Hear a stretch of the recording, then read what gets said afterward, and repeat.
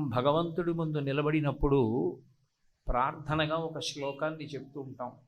త్వమేవ మాతా చ పితా త్వమేవ, త్వమేవ బంధుస్య సఖా త్వమేవ, త్వమేవ విద్యా ద్రవిణం త్వమేవ, త్వమేవ సర్వం మమ దేవదేవ అంటుంటాం.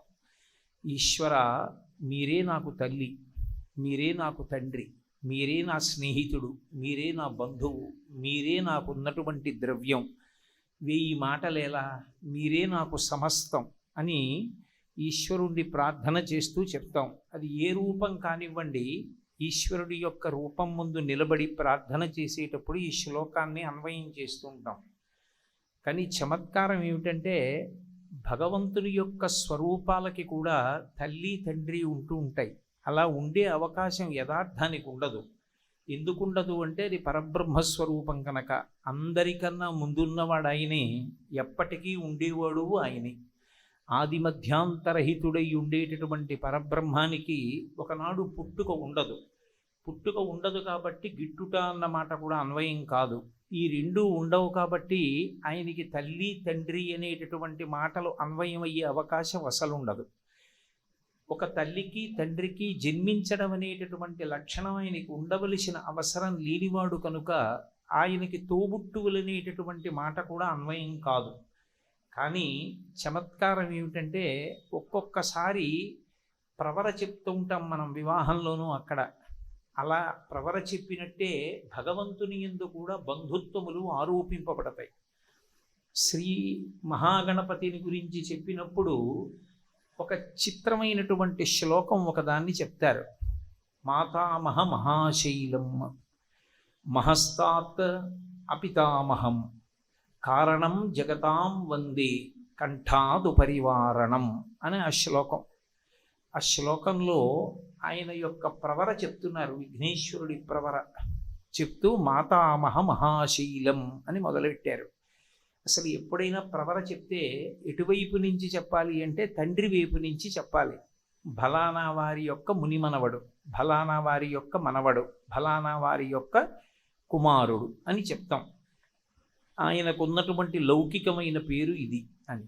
కానీ మహాగణపతి దగ్గరికి వచ్చేటప్పటికీ తాతగారు, ముత్తాతగారు, తండ్రి గారు ఇది చెప్పడానికి సమన్వయం కుదరదు. ఎందుకు కుదరలేదో తర్వాత చెప్పారు. మొట్టమొదట మాత్రం శ్లోకాన్ని చాలా చమత్కారంగా ప్రారంభం చేశారు. మాతామహ మహాశైలం అని మొదలుపెట్టారు. మాతామహుడు మహాశైలము. మాతామహుడు అన్న మాటకు అర్థం ఏమిటంటే తాతగారు.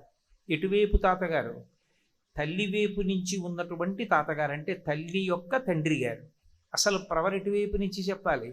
తండ్రి గారి దగ్గర నుంచి తండ్రి గారి తండ్రి గారు అంటే ముత్తాతతో మొదలు పెట్టాలి. పోని తండ్రి వైపు మొదలు పెట్టలేదు అని పోని ఉపేక్షిద్దామా అంటే, తల్లి వైపు మొదలుపెట్టి కూడా విఘ్నేశ్వరుడు యొక్క తల్లి గారి తండ్రి గారిని చెప్పారు. కానీ అసలు ఆయన ముత్తాత పేరు చెప్పలేదు. చెప్పకుండా ఒక విచిత్రమైనటువంటి ప్రవరతో ప్రారంభం చేశారు శ్లోకాన్ని. మాతామహ మహాశైలం. ఆయన తల్లి యొక్క తండ్రి ఒక మహాశైలము అన్నారు. మహాశైలము అంటే గొప్ప పర్వతము. ఎవరు ఆయన తల్లి యొక్క తండ్రి?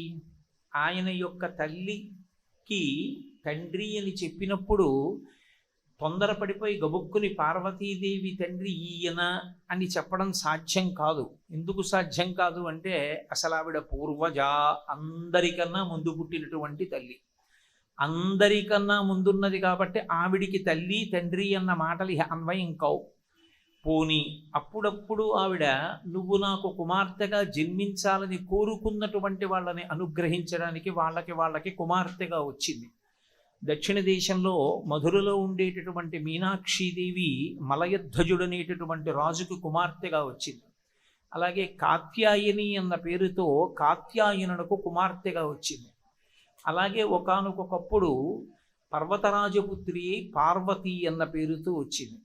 ఇక్కడ చెప్తున్నటువంటి తండ్రి మహాశైలం, గొప్ప పర్వతము అంటున్నారు. అంటే పార్వతీదేవి యొక్క అంశని, పార్వతీదేవి యొక్క అవతారాన్ని ప్రస్తావన చేస్తున్నారు అన్నది సుస్పష్టం. ఆమె యొక్క తండ్రి మహాశైలం, హిమగిరి, హిమవంతుడు. ఏమిటి హిమవంతుని యొక్క గొప్పతనం అంటే హిమవంతుడు ఇది నా గొప్పతనం అని ఎక్కడా చెప్పుకున్నట్టుగా మీకు పురాణాల్లో కనపడదు. నేను ఇంత గొప్పవాణ్ణి, మిగిలిన పర్వతాల కన్నా ఇదిగో నా యందు ఈ ప్రత్యేకమైన విశేషములు అన్వయమవుతాయన్న మాట ఆయనే చెప్పాడనడానికి ప్రబలమైన సాక్ష్యములు మీకు పురాణ వాంగ్మయమునందు కనపడవు. మరి మహాశైలం అన్న మాట ఎందుకు అనవలసి వచ్చింది అంటే, ఆ హిమవంతుని యొక్క భార్య అయిన మేనకాదేవి తన కడుపున పార్వతీదేవి పుట్టాలి అని గొప్ప నోములు నోచింది, వ్రతాలు పట్టి ఆమె సువాసిని పూజలు చేసింది చాలా కాలం పాటు. ఆమె సువాసిని పూజలు చేస్తే సంతసించినటువంటి పార్వతీదేవి ఆమెకు ప్రత్యక్షమై, నీకొక వరం ఇస్తున్నాను, నేను నీ కడుపున పుడతాను అంది. నేను పుట్టడమే కాదు, నీకు 9 కుమారులను కూడా ఇస్తున్నానంది. అందుకే మైనాకుడు హిమవంతుడికి కుమారుడిగా వచ్చాడు. నేను నీ కడుపున పుడుతున్నానంది. సీతాదేవి అవతారంలో అయితే ఈమెయే పరబ్రహ్మస్వరూపిణి, ఈమెయే లక్ష్మి అని వాళ్ళకి తెలియదు. ఏమో ఈ పిల్ల ఇలా మాకు దొరికిందనుకున్నారు. కానీ పార్వతీదేవి అవతారంలో అలా కాదు. ఆవిడ ముందే ప్రత్యక్షమై ఒక మాట చెప్పింది, నేను నీ కడుపున పుడుతున్నాను అని చెప్పింది. చెప్పి కుమార్తెగా వచ్చింది. కాబట్టి మాతామహ మహాశైలం. ఆ పార్వతీదేవి యొక్క తండ్రి హిమవంతుడు. హిమవంతుడు చేసుకున్నటువంటి అదృష్టం ఏమి అంటే, పార్వతీదేవి యొక్క తల్లిగారైనటువంటి మేనకాదేవి చేసినటువంటి పూజల వలన, ఆమె చేసినటువంటి తపస్సు వలన ఆమెకి కుమార్తెగా పార్వతీదేవి రావాలి కనుక ఆమె భర్త అయినటువంటి హిమవంతునకు కూడా కుమార్తెగానే రావాలి, తప్పదు. దంపతులకు కుమార్తెగా రావాలి. సాధారణంగా లోకంలో ఏమవుతుందంటే, భర్త యొక్క పుణ్యాన్ని అనుసరించి భార్య సంతానాన్ని పొందుతూ ఉంటుంది. కానీ ఇక్కడేమైందంటే, మేనకాదేవి చేసినటువంటి నోముల యొక్క ఫలితంగా హిమవంతునికి కుమార్తెగా పార్వతీదేవి వచ్చింది. వచ్చినటువంటిది ఎవరు? సమస్త లోకములను కన్న తల్లి. అటువంటి తల్లి ఒక పర్వతానికి కుమార్తెగా వచ్చింది. పర్వతానికి మనుష్యకాంత పుట్టేటటువంటి అవకాశం ఉంటుందా? అసలు ఉండదు. ఒకవేళ పుట్టినా ఏదో లౌకికంగా కొంతకాలం అలా ఉన్న శాశ్వతమైనటువంటి కీర్తిని గణింప చెయ్యగలిగినటువంటి తల్లి ఆవిర్భవించడం అసలు కుదరదు. కానీ హిమవంతుని యొక్క అదృష్టం ఒకటి ఉన్నది. ఏమిటి? అందుకని మహాశైలం అని పిలుస్తున్నారు. ఏమిటి హిమవంతుని యొక్క గొప్ప అదృష్టం అంటే, లోకంలో ఎవ్వరైనా సరే పార్వతీదేవి దగ్గరికి వెళ్ళినప్పుడు కేవలం కుమారుడిగా మాత్రమే నిలబడాలి. ఏ పురుషుడైనా అమ్మవారి మ్రోల నిలబడినప్పుడు నేను పురుషుడనన్న భావనతో నిలబడితే ఆమె కన్నులు ఎరుపెక్కుతాయని చెప్పారు శంకరాచార్యుల వారు. శివే శృంగారార్ధ్ర తదితరజనే కుత్సనపరా అన్నారు. నేను కూడా పురుషుణ్ణి అన్న భావనతో, మగవాణ్ణి అన్న భావనతో ఎవరైనా అమ్మవారి ముందుకెడితే ఆమె కన్ను ఎరుపెక్కుతుంది. మరి ఆమె ముందు ఎలా నించోవాలి? అమ్మా నేను నీ కుమారుడనన్న భావనతో మాత్రమే నించోవలసి ఉంటుంది. అందరూ అమ్మా నేను నీ కుమారుడను అని నించుంటారు. నువ్వు మాకు అమ్మా అని పిలుస్తారు. అమ్మాని అమ్మవారిని పిలిచేటప్పుడు దంపతులు ఇద్దరు వెళ్ళి పిలిచినా ఏదో మగవాడు అమ్మాని పిలిచి తీరాలి కాబట్టి అమ్మాని అంటున్నాను కాబట్టి నువ్వు అత్తాను అనడానికి అవకాశం ఏమి ఉండదు. భార్య కానీ భర్త కానీ ఇద్దరూ అమ్మవారి మ్రోల నిలబడినప్పుడు అమ్మానే పిలవాలి. ఇద్దరూ కూడా అందరూ అమ్మాని ఏ తల్లిని పిలుస్తారో ఆ తల్లిని బిడ్డ అని పిలిచాడు హిమవంతుడు. ఇది లోకంలో అద్భుతమైనటువంటి పుణ్యం. ఆయన మాత్రమే చేసుకున్నటువంటి పుణ్యం. ఆమె అన్నపూర్ణగా పిపీలికాది పర్యంతానికి అన్నం పెడుతుంది. అందరికీ అన్నం పెట్టేటటువంటి అమ్మవారిని అమ్మ నువ్వు అన్నం తినమ్మా అని గడ్డం పట్టుకొని బతిమాలాడు. అందుకే శంకరాచార్యుల వారంతటి వారు సౌందర్యలహరిలో బహుశః అంత మురిసిపోయి శ్లోకంలో ఒక పాదాన్ని ప్రత్యేకంగా కేటాయించారు శంకర భగవత్పాదులు. ఒక అక్షరం చెప్పడం అంటే ఎంతో గొప్ప. అటువంటిది హిమవంతుడి గురించి ఒక పాదాన్ని చెప్పారు. కరాగ్రేణ స్పృష్టం తుహినగిరినా వత్సలతయా గిరీశే నోదస్తం ముహురధర పానాకులతయా కరగ్రాహ్యం శంభో ముఖముకురవృంతం గిరిసుతే కథంకారం భ్రూమస్తవ చుబుకం ఔపమ్యరహితం అన్నారు. అమ్మ నీ చుబుకం అంటే నీ గడ్డ ఉందే ఆ గడ్డం ఔపమ్యరహితం, దానికి ఉపమానం వెయ్యడం కుదరదమ్మా అన్నారు. ఎందుకు వెయ్యలేరట? కరాగ్రేణ స్పృష్టం తుహినగిరినా వత్సలతయా, వాత్సల్యంతో ఈమె నా కూతురు అనేటటువంటి భావన చేత హిమవంతుడు వెళ్ళి పార్వతీదేవి యొక్క గడ్డాన్ని పట్టుకుని, అమ్మా పార్వతి అన్నం తినమ్మా, అమ్మ పార్వతి అలా పరుగులెత్తకు కింద పడిపోతావు, అమ్మ పార్వతి అంతసేపు ఆటలాడుకు పడుకో అని ఆ గడ్డం పట్టుకుని బతిమాలాడు. అందరూ అమ్మా అమ్మా అమ్మా అని వరాలు అడిగితే ఒక్క హిమవంతుడు మాత్రం ఆవిడ గడ్డం పట్టుకుని నా కూతురు అని ఆమెకి తాను పరిపాలకుడనని, ఆమె యోగక్షేమములను తాను చూడవలసిన వాడినని పొంగిపోయి ఒక తండ్రిగా నిలబడడానికి అవకాశం ఇచ్చి పలకరించడానికి అనువిచ్చినటువంటి గడ్డం ఆ గడ్డం పట్టుకుని బతిమాలాడు. పరమశివుడంతటి వాడు అమ్మవారి గడ్డం పట్టుకుని ముఖాన్ని పైకెత్తి తమకంతో ఆ ముఖంలోకి చూస్తాట. అమ్మా అంత గొప్ప గడ్డం అమ్మా, నీ గడ్డం దానికి ఉపమానం చెప్పడం ఎవరికి సాధ్యమమ్మా అన్నారు శంకరాచార్యుల వారు. అంటే హిమవంతుడు పొందిన అదృష్టమేమి, ఎందుకు మహాశైలమయ్యాడు అంటే అసలు లోకంలో అందరూ అమ్మ అని పిలిచినటువంటి పిల్లని అమ్మాయి అని పిలిచాడు. అసలు పోతన గారైతే వీరభద్ర విజయంలో ఒక మాట అనిపించారు హిమవంతుడి చేత. గిరిలలోనొక్క గిరినైన నా పేరు వెలయచేసి తిట్లు జలజనయన, నీకు తండ్రినైతి నాకింత చాలదే ఇది మహాద్భుతంబు ఇందువదన అన్నాడు. లోకంలో నువ్వు నాకు కూతురు అయ్యావమ్మా, నా అదృష్టం నీలాంటి కూతురు ఉందంటారు. హిమవంతుడు అలా అనలేదు.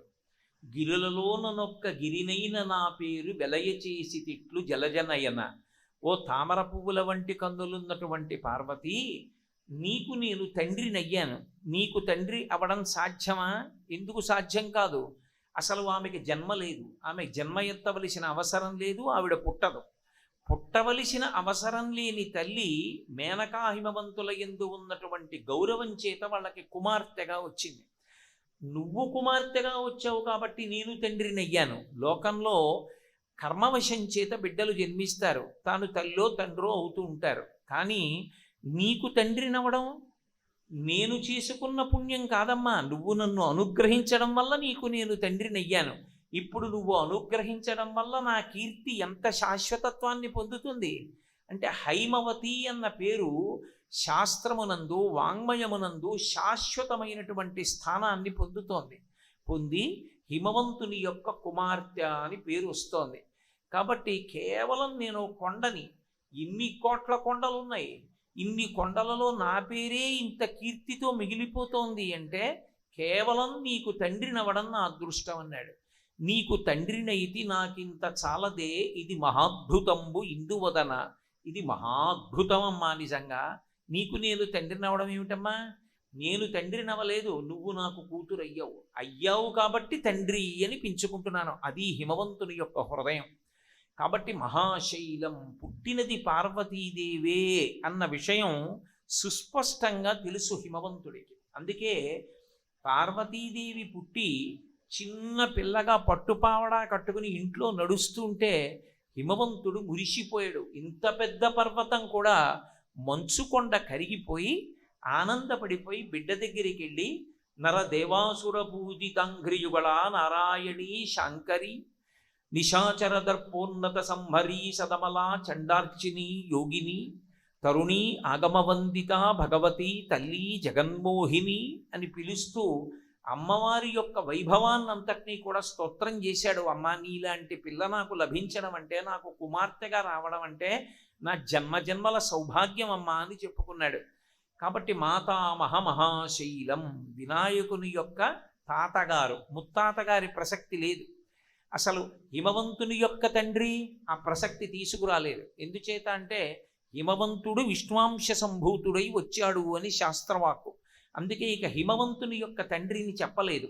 పార్వతీదేవి కళ్యాణంలో ప్రవర చెప్పాలి కాబట్టి కేవలం ప్రవర కోసమని మాత్రం హిమవంతుని యొక్క తండ్రి గురించి చెప్పారు. ఏదో త్రికూటాచలం యొక్క కుమారుడు హిమవత్ పర్వతం అని, హిమవత్ పర్వతం యొక్క కుమారుడు మళ్ళీ వేరొకరు ఉన్నారని, మైనాకుడని చెప్పుకొచ్చారు తప్ప అసలు యథార్థానికి శాస్త్రీయంగా హిమవంతునకు తండ్రి ఈయన అని చెప్పడానికి సాధ్యం లేదు. అందుకే వినాయకుడి యొక్క తల్లిగారి వైపు నుంచి చెప్దామంటే అసలు ముత్తాత గారు తెలియదు. తెలుసున్నది ఎవరంటే తాతగారు ఒకరే, మాతామహ మహాశైలం. ఆయన తల్లి వైపు నుంచి తండ్రిని చెప్పారు. అసలు ప్రవర తండ్రి వైపు నుంచి కదా చెప్పాలి, మరి తండ్రి వైపు నుంచి ఎందుకు చెప్పలేదు? ఇప్పుడు చెప్తున్నారు, మహస్తాత్ అపితామహం. వినాయకుడు జ్యోతిస్వరూపుడు, వినాయకుడి తండ్రి అయినటువంటి పరమశివుడు జ్యోతిస్వరూపుడు. జ్యోతి అనేటటువంటి మాటని మీరు జాగ్రత్తగా అర్థం చేసుకోవాలి. ఏ సహస్రనామం మీరు చదవండి, ప్రతి సహస్రనామంలో అది ఏ దేవతా స్వరూపం కానివ్వండి ఒక నామం ఉంటుంది, పరంజ్యోతి అని. పరంజ్యోతి నపుంసక నామం. అంటే అసలు భగవంతుడు పురుషుడా స్త్రీయా నపుంసకుడా అంటే స్త్రీ పురుష నపుంసకం ముట్టియును కాక కర్మ గుణభేద సదసత్ప్రకాశికాక వెనుకనందుయుతానగు విభుతలంతు అంటారు పోతన గారు అష్టమస్కంధంలో. అలా అసలు భగవంతుడికి ఆడదా మగాడా నపుంసకుడా కర్మ క్రియా రూపమా అంటే ఎవరు చెప్పగలరు? ఎవరు చెప్పలేరు. అది ఒక జ్యోతిస్వరూపం. ఆ జ్యోతి ఏం చేస్తుంది అంటే అజ్ఞాన దాహకత్వంతో ఉంటుంది. తనని నమ్ముకున్నటువంటి వాడి అజ్ఞానాన్ని తీసేసి ఆయనని తనలో కలుపుకునేటటువంటి లక్షణం కలిగినదై ఉండేటటువంటి మహత్తరమైన జ్యోతిస్వరూపం ఏది ఉన్నదో అదే తండ్రి అయినటువంటి పరమశివుని యొక్క స్వరూపం. అదే నిజానికి విఘ్నేశ్వరుని యొక్క స్వరూపం కూడా. విఘ్నేశ్వరుడు కూడా జ్యోతిస్వరూపుడే. కాబట్టి అటువంటి విఘ్నేశ్వరుడికి మహస్తాత్ అపితామహం, పితామహం అంటే తాతగారు. పరమశివుడికి తండ్రి చెప్పడం కుదరదు. ఇంకా పార్వతీదేవికి లౌకికంగా తండ్రి హిమవంతుడని చెప్పవచ్చు, పరమశివుడికి తండ్రిని చెప్పమంటే సాధ్యం కాదు. తండ్రిని చెప్పలేనప్పుడు తాతగారిని అసలు చెప్పలేరు. కాబట్టి వినాయకుడి ముత్తాతని తాతని చెప్పడం అసలు సంభవం కాదు. మరి అంతవరకు బాగానే ఉందండి. మరి విఘ్నేశ్వరుడు తండ్రికి కొడుకుగా ఎలా వచ్చాడు పరబ్రహ్మమైతే? మరి ఆయనకి కూడా తండ్రి అన్న మాట అన్వయం కాదుగా. మరి అన్వయం కానప్పుడు విఘ్నేశ్వరుడు పరంబ్రహ్మమైతే జ్యేష్ఠరాజం బ్రహ్మణాం బ్రహ్మణస్వత ఆన శృణ్వన్నూతిభిస్సీద సాధనం అని చెప్తున్నాం కదా. ఆయన పరబ్రహ్మస్వరూపుడు. పరబ్రహ్మస్వరూపుడు అన్నవాడికి తండ్రి తల్లి అనేటటువంటి మాటలు ఉండవు. అనాది ఎప్పటి నుంచో ఉంటాడు. మరి ఎప్పటి నుంచో ఉంటే మనం చదువుకునేటటువంటి వినాయక వ్రత కథలో పార్వతీదేవి ఒంటికి రాసుకున్నటువంటి పసుపు నలుగు తీసి ముద్ద చేసిందని, ప్రాణప్రతిష్ఠ చేసిందని, పరమశివుడు వచ్చాడని, త్రిశూలంతో కంఠం తీసేశాడని, ఏనుగు తలకాయ పెట్టాడని, అందుకుని ఆయన ఏదో ఆ గజముఖంతో ఉన్నటువంటి వాడయ్యాడని ఇన్ని విశేషాలు ఉన్నాయి కదా.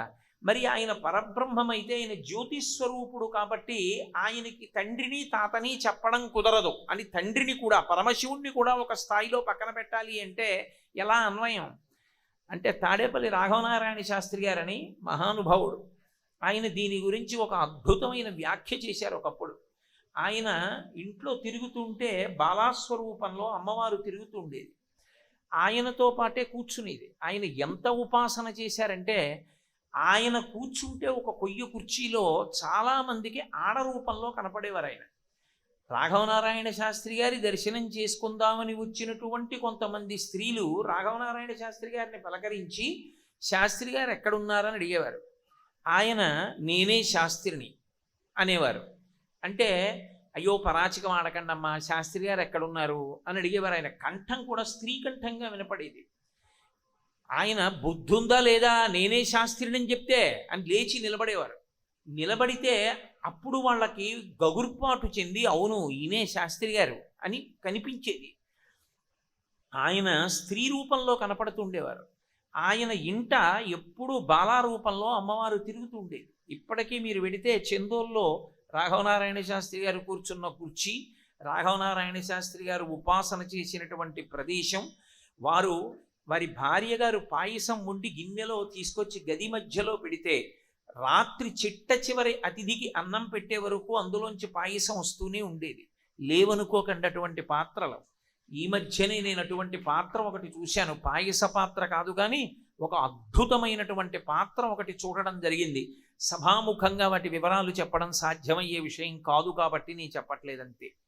కాబట్టి ఆ పాత్రలో పాయసం పెడితే రాత్రి ఆఖరి అతిథి వచ్చి తినే వరకు ఆ పాయసం సరిపోతుండేది. మహానుభావుడు అంతటి బాలా ఉపాసన చేసినటువంటి వారు. ఆయన ఒకరోజు రాత్రి పడుకున్నారు. పడుకుంటే అమ్మవారు అక్కడే కూర్చుంది గుమ్మం మీద. ఆ గుమ్మం దగ్గర ఉన్న అరుగు లాంటి దాని మీద కూర్చుంది. ఆయన అటు తిరిగి పడుకుని మళ్ళీ ఇటు తిరిగారు. అమ్మవారు అలాగే చూస్తోంది. ఆయన ఎప్పుడైనా తొందరపడి తెల్లవారుజామున లేవకపోతే ఏ కారణం చేతనైనా అమ్మవారి లేపేది. శాస్త్రి తెల్లవారిపోతోంది, నిద్ర లేయని. ఆయన అమ్మవారి వంక చూసి చటుక్కుని నవ్వారు. నవ్వి ఇటు తిరిగి పడుకున్నారు. అమ్మవారికి కోపం వచ్చింది.